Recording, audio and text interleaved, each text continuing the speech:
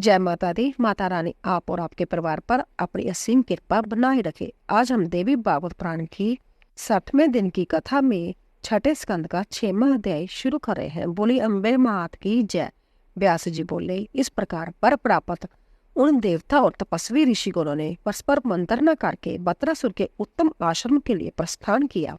वहां तेज से प्रकाशमान बत्रासुर को देखा, जो तीनों लोगों को भस्मात करने और देवताओं को निकल जाने के लिए उद्यत प्रतीत होता था।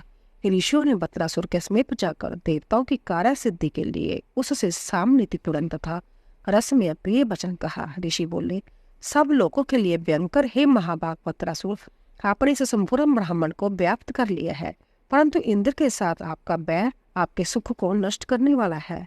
यह आप दोनों के लिए दुख और चिंता बढ़ाने का परम कारण है। ना आप सुख से सो पाते हैं, ना ही इंद्र संतुष्ट होकर सोते हैं, क्योंकि आप दोनों को शत्रुजन्य व्यय बना रहा है। आप दोनों को युद्ध करते हुए भी बहुत समय व्यतीत हो गया है। इससे देवताओं, राक्षसों तथा मनुष्यों से समस्त प्रजा को कष्ट हो रहा है। इस संसार में सुख ही ग्रह है और दुख सर्वथा ताजा है। यही परंपरा है। बैर करने वालों को सुख नहीं प्राप्त होता है, यह निश्चित सिद्धांत है।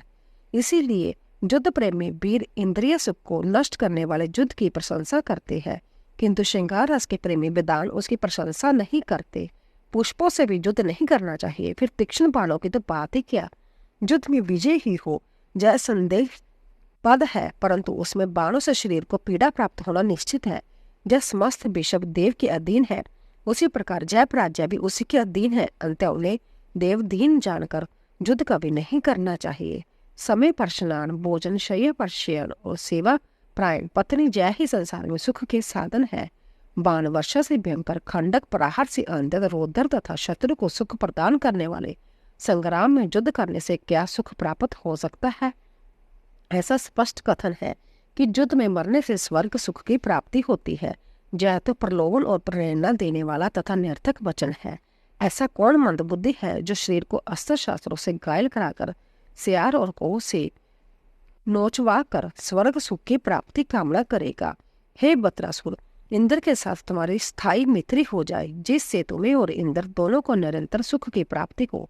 आप दोनों का बैर शांत हो जाने से हम सब तपस्वी और गंधर्वगण भी अपने अपने आश्रमों में सुखपूर्वक रह सकेंगे। हे धीर, आप दोनों के दिन रात युद्ध में हम सभी मुनियों, गंधर्वों, किन्नरों और मनुष्यों को कष्ट प्राप्त होता है। सभी लोगों को शांति प्राप्त हो सके, इस कामना से हम सब आप दोनों में मैत्री कराना चाहते हैं। हे बत्रासुर, मुनिगण तुम्हें और इंद्र को सुख प्राप्त हो। हम लोग तुम दोनों की मित्रता कराने में मध्यस्थ बनेंगे। हम शपथ कराकर आप दोनों को एक दूसरे का प्रिय मित्र बना देंगे। आप जैसा कहेंगे वैसे ही इंद्र भी आपके सम्मुख शपथ लेकर आपके मन को प्रेम से परिपूर्ण कर देंगे। सत्य के आधार पर ही जब पृथ्वी स्थित है, सत्य से भगवान सूर्य नित्य तपते हैं, सत्य से समय के अनुसार बाजू बहती है और सत्य के कारण ही समुद्र भी अपनी मर्यादा का त्याग नहीं करता। इसीलिए सत्य के आधार पर ही आज आप दोनों में मित्रता हो जाए, जिससे आप लोग सुखपूर्वक साथ साथ शयन, क्रीड़ा, जल केली कर सके और बैठ सके। इसीलिए आप दोनों को एकत्रित होकर अवश्य ही मित्रता कर लेनी चाहिए। व्यास जी बोले, उन महर्षि का वचन सुनकर अंतत बुद्धिमान बत्रासुर ने कहा, हे भगवान, आप सभी तपस्वीगण मेरे मान्य हैं। आप मुनिगण कभी असत्य भाषण नहीं करते। आप लोग सदाचारी तथा अति शांत स्वभाव वाले हैं और छल करना नहीं जानते, किंतु बैरी, मूर्ख, जड़ काम में कलंकित और निर्लज से बुद्धिमान को मित्रता नहीं करनी चाहिए। जय इंद्र निर्लज, दुराचारी, ब्राह्मण गाती, अनपट और मूर्ख है। इस प्रकार के व्यक्ति का विश्वास नहीं करना चाहिए। आप सभी लोग कुशल हैं, किंतु द्रोह बुद्धि वाले कभी नहीं है। आप सब शांत चित्त होने के कारण अतिवादियों के मन की बात नहीं जानते। मुनि बोले, प्रत्येक प्राणी अपने किए हुए शुभ कर्मों का फल भोगता है। जिसकी बुद्धि भ्रष्ट हो गई हो, वह द्रोह करके भी क्या शांति प्राप्त कर सकता है। विश्वासघात करने वाले निश्चय ही नरक में जाते हैं। विश्वासघाती निश्चित रूप से दुख प्राप्त करता है। ब्राह्मण की हत्या करने वाले और मद्यपान करने वालों के लिए तो प्रायश्चित ही है, परंतु विश्वासघाती और मित्रद्रोहियों के लिए कोई प्रायश्चित नहीं है। अंतः सर्वज्ञ, अपने मन में जो शर्त निश्चय कर रखी है उसे बताइए, जिससे उस शर्त के अनुसार आज ही आप दोनों में संधि हो जाए। बत्रासुर बोला, हे महाभाग, सभी देवताओं सहित इंद्र न शुष्क, न गीली वस्तु से, न पत्थर से, न काष्ठ से, न बज्र से न दिन में और न रात में मेरा वध कर सके। है विपिंद्रो, इसी शर्त पर मैं इंद्र से संधि करना चाहता हूँ, अन्यथा नहीं। व्यास जी बोले। ऋषि ने उसे आदरपूर्वक कहा, ठीक है। और फिर देवराज इंद्र को वहां बुलाकर उन्हें वह शर्त सुना दी। इंद्र ने भी मुनि की उपस्थिति में अग्नि को साक्षी करके शपथें ली और वह संताप से मुक्त हो गई। बत्रासुर भी उनकी बातों से विश्वास में आ गया और इंद्र के साथ मित्र की भांति व्यवहार परायण हो गया। वह दोनों कभी नंदवन में, कभी गंधमादन पर्वत पर और कभी समुद्र के तट पर आनंद पूर्वक विचरण करते थे। इसी प्रकार संधि हो जाने पर बत्रासुर बहुत प्रसन्न रहता था, लेकिन वध की इच्छा वाले इंद्र उसके वध के उपाय सोचा करते थे। इंद्र उसकी कमजोरी ढूंढने के लिए सदा उद्विग्न रहता था। इंद्र के इस प्रकार विचार करते हुए कुछ समय बीत गया। बत्रासुर को अंततः क्रूर इंद्र पर अत्यधिक विश्वास हो गया। इस प्रकार संधि के कुछ वर्ष बीत जाने पर इंद्र ने माने मन बत्रासुर के मरण का उपाय सोच लिया। एक बार त्वष्टा ने इंद्र पर बहुत अधिक विश्वास करने वाले पुत्र से कहा, हे पुत्र बत्रासुर, हे महाभाग, मेरी हित कर बात सुनो। जिसके साथ शत्रुता हो चुकी हो उसका विश्वास कभी नहीं करना चाहिए।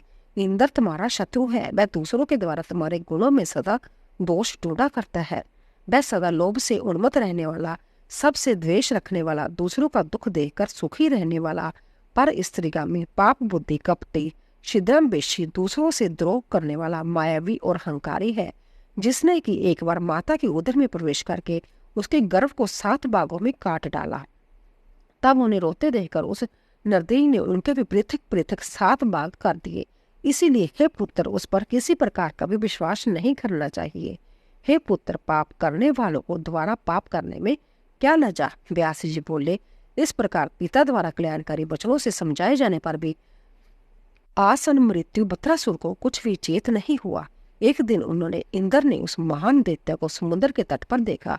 उस समय संध्या काल का अत्यंत भयंकर मुहूर्त उपस्थित था। तब इंद्र ने महात्मा मुनि द्वारा निर्धारित शर्त वरदान पर जय विचार करके कि जब भयंकर संध्या काल है, इस समय न दिन है न रात है, अंततः मुझे आज ही इसे अपनी शक्ति से मार डालना चाहिए, इसमें संदेह नहीं है। जहाँ एकांत है और जह अकेला है तथा समय भी अनुकूल है, ऐसा विचार कर उन्होंने अपने मन में अविनाशी भगवान श्रीहरि का स्मरण किया। स्मरण करते ही पुरुषोत्तम भगवान विष्णु वहां अदृश्य रूप से आ गए और वह प्रभु श्रीहरि के इंद्र में वज्र में प्रविष्ट होकर विराजमान हो गए। तब इंद्र बत्रासुर को मारने की युक्ति सोचने लगे कि सभी देवताओं तथा दानवों से सर्वथा अजय इस शत्रु को युद्ध में कैसे मारूं। यदि छल करके इस महाबली को आज नहीं मारता तो इस शत्रु के जीवित रहते किसी भी प्रकार का कल्याण नहीं। इंद्र ऐसा विचार कर ही रहे थे, तभी उन्होंने समुद्र में पर्वत के समान लजा जल फैन को देखा। यह ना सूखा है ना गीला है और यह ना तो कोई शास्त्र है। ऐसा विचार कर इंद्र ने उस समुद्र फैन को लीलापूर्वक उठा लिया। तदंतर उन्होंने परम भक्ति पूर्वक पराशक्ति जगदम्बा का स्मरण किया। तब स्मरण करते ही देवी ने अपना अंश उस फैन में स्थापित कर दिया। इंद्र ने भगवान श्रीहरि से युक्त वज्र को उस फैन से आवृत कर दिया और उस फैन से आवृत वज्र को बत्रासुर के ऊपर फेंका। उस वज्र के अचानक प्रहार से वह पर्वत की भांति गिर पड़ा। तब उसके मर जाने पर इंद्र अंतित प्रसन्नचित हो उठे और ऋषिगण विविध स्त्रोतों से देवराज इंद्र की स्तुति करने लगे। उस शत्रु के मारे जाने से प्रसन्नचित इंद्र ने देवताओं के साथ उन भगवती की पूजा की तथा विविध स्त्रोतों से उन्हें प्रसन्न किया, जिनकी कृपा से शत्रु मारा गया। फिर इंद्र ने देव उदान नंदन वन में पराशक्ति भगवती का मंदिर बनाया और उसमें मणियों से निर्मित मूर्ति की स्थापना की और सभी देवता भी तीनों समय उनकी महत्व पूजा करने लगे। तभी से श्री देवी ही उन देवताओं की कुल देवी हो गई। तब महापराक्रमी और देवताओं के लिए भयंकर बत्रासुर के मारे जाने पर इंद्र ने तीनों लोकों में श्रेष्ठ भगवान विष्णु की पूजा की। उस बत्रासुर के मर जाने पर कल्याणकारी बाजू बहने लगी तथा देवता गंधर्व यक्ष राक्षस और किन्नरगण हर्षित हो उठे।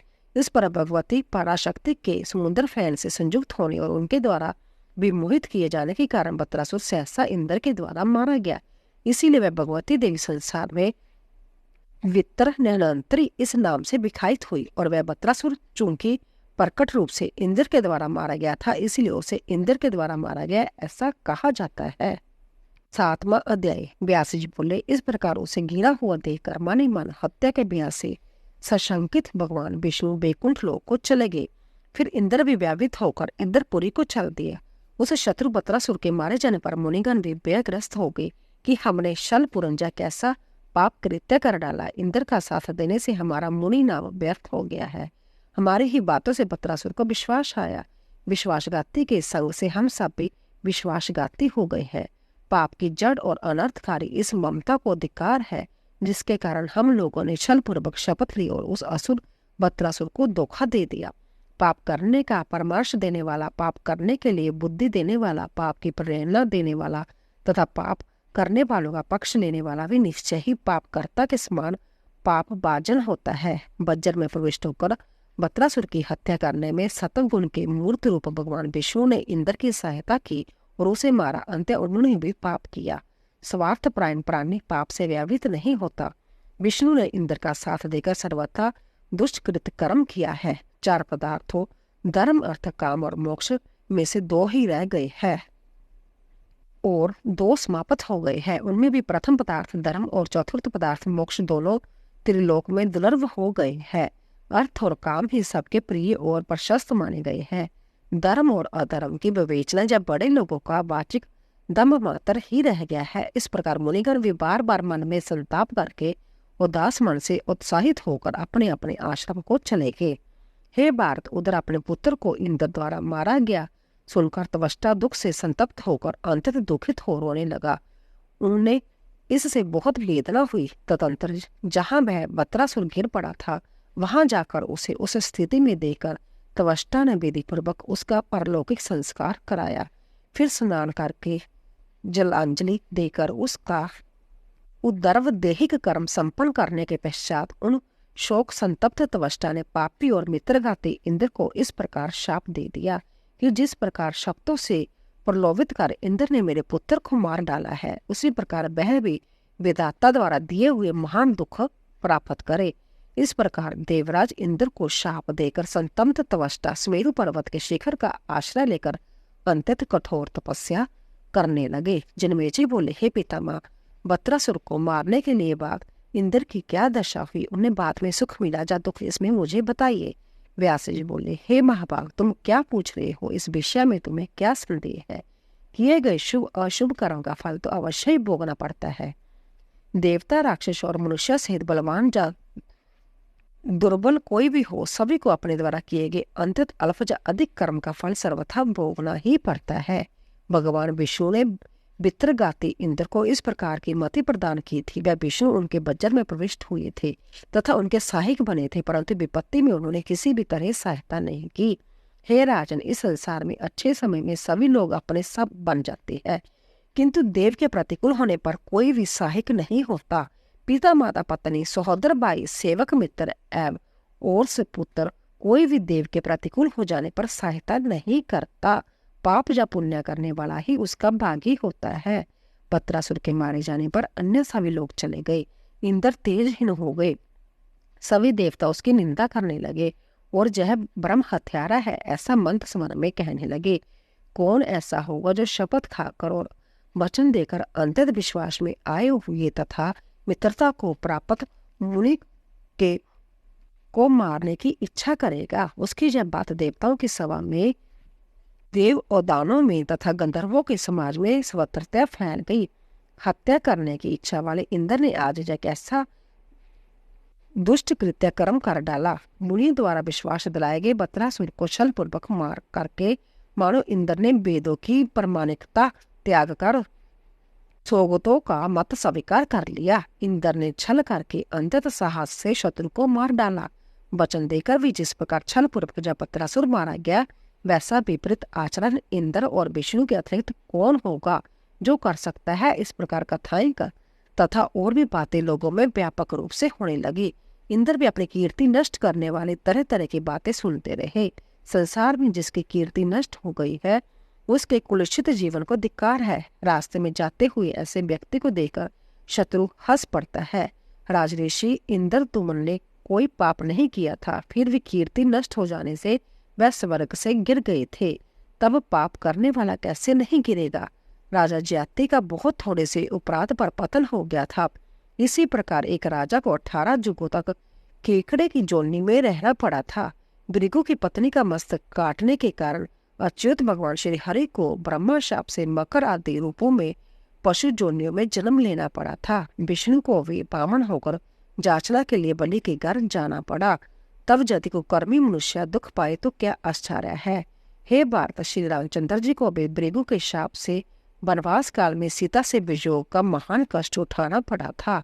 उसी प्रकार इंद्र को भी ब्रह्म हत्या जनित महान व्यय प्राप्त करके समस्त सिद्धियों से युक्त भवन में भी सुख नहीं प्राप्त होता था। उन्हें दीर्घ श्वास लेते व्ययग्रस्त चेतना रहित खिन्न मस्तक और सभा में न जाते देखकर शशि ने पूछा, हे प्रभु, आजकल आप व्यावित क्यों रहते हो? आपका भयंकर शत्रु तो मर गया है। हे कांत, हे शत्रुहंता, आपको क्या चिंता है? हे लोकेश, साधारण मनुष्य की भांति लंबी लंबी सांसें लेते हुए आप शोक क्यों करते हो? आपका कोई बलवान शत्रु भी तो नहीं है जिससे आप चिंताकुल हो। इंद्र बोले, हे रागी, जब भी अब मेरा कोई बलवान शत्रु नहीं रहा, तब भी ब्रह्म हत्या के ब्याह से मैं निरंतर डरता रहता हूँ। घर में रहते हुए भी मुझे न सुख है न शांति। नंदन वन, अमृत घर तथा वन कुछ भी मुझे सुख कर नहीं लगता। गंधर्वों का गान और अप्सराओं का नृत्य तथा जहाँ तक कि तुम और अन्य देवगणाएं भी मुझे सुख कर नहीं लगती। ना कामधेनु और ना ही कल्पवृक्ष मुझे सुख प्रदान करते हैं। मैं क्या करूं? कहाँ जाऊं? मुझे शांति कहाँ मिलेगी? हे प्रिय, इसी चिंता में पड़ा हुआ मैं अपने मन में शांति नहीं प्राप्त कर पा रहा हूँ। व्यास जी बोले, अंततः घबराई हुई अपनी प्रिय पत्नी से ऐसा कहकर मुड़ इंद्र घर से निकल पड़े और उत्तम मानसरोवर की ओर चल गए। व्यास से पीड़ित और शोक संतप्त होकर वह एक कमल नाल में प्रविष्ट हो गए। पाप कर्मों से पराभूत हुए देवराज इंद्र को कोई जान नहीं सका। वह सर्प के समान चेष्टा करते हुए जल में छिपकर रह रहे थे। उस समय वह इंद्र असहाय, चिंतित और व्याकुल इंद्रियों वाले हो गए। ब्रह्म हत्या के बेन से दुखी होकर देवराज इंद्र के अदृश्य हो जाने पर देवगण चिंता आतुर हो उठे तथा अनेक प्रकार के उत्पात होने लगे। ऋषि, सिद्ध और गंधर्वगण भी अंततः व्याधित हो गए। उपद्रवों के होने से संपूर्ण जगत अराजकता से ग्रस्त हो गया। उस समय अनावृष्टि उपस्थित हो गई और पृथ्वी वैभव शून्य हो गई। नदियों के स्रोत सूख गए और तालाब बिना जल के ही हो गए। इसी प्रकार से अराजकता को देखकर स्वर्ग के देवताओं और मुनियों ने विचार करके नहुष को इंद्र बना दिया। राज्य प्राप्त करने पर राजा नहुष धर्मात्मा होते हुए भी राजसी वृत्ति के कारण काम बाण से आहत हो विषय आसक्त हो गए। हे भारत, देवगणाओं से क्रीड़ा करते रहते हुए वह सदा अप्सराओं में घिरे रहते थे। उस राजा नहुष के मन में इंद्राणी शशि के गुणों को सुनकर उन्हें प्राप्त करने की इच्छा हुई। उसने ऋषियों से कहा, मेरे पास इंद्राणी को क्यों नहीं आती? आप लोग और देवताओं ने मुझे इंद्र बनाया, इसलिए ही देवताओं शशि को मेरी सेवा के लिए भेजिए। हे मुनियों तथा देवताओं, आप लोगों को मेरा प्रिय कार्य अवश्य करना चाहिए। इस समय मैं देवताओं द्वारा इंद्र और समस्त लोगों का स्वामी हूँ। शशि शीघ्र ही आज मेरे भवन में आ जाए। उसकी जय बात सुनकर चिंता से व्याकुल देवता तथा ऋषिगण शशि के पास जाकर उन्हें प्रणाम करके कहने लगे, हे इंद्र पत्नी, दुराचारी नहुष इस समय आपकी कामना करता है। उसने क्रुद्ध होकर हमसे जब बात कही है। शशि को जहाँ भेज दीजिए, हम उसके अधीन हैं। अंत्य कर ही क्या सकते हैं, क्योंकि उसे इंद्र बना दिया गया है। जय सुनकर दुखित मन शशि ने बृहस्पति से कहा, हे ब्राह्मण, नहुष से मेरी रक्षा कीजिए, मैं आपकी शरण में हूँ। बृहस्पति जी बोले, हे देवी, पाप से मोहित नहुष से तुम्हें ब्याह नहीं करना चाहिए। हे पुत्री, मैं सनातन धर्म का त्याग कर तुम्हें उसको नहीं दूंगा। जो अतम मनुष्य शरण में आए हुए तथा दुखी प्राणी को दूसरों को सौंप देता है, वह प्रलय पर्यंत नरक में वास करता है। अंत्य, हे पृथ्वी श्रोणी, तुम निश्चिंत रहो, मैं तुम्हारा त्याग कभी नहीं करूंगा। तो इसी तरह 7वां अध्याय पूरा हुआ। बोली अम्बे मात की जय। तो दोस्तों, अगर आपको हमारी कथा पसंद आ रही हो, प्लीज जाने से पहले चैनल को सब्सक्राइब कीजिए, लाइक कीजिए और शेयर कीजिए। आप सभी का धन्यवाद।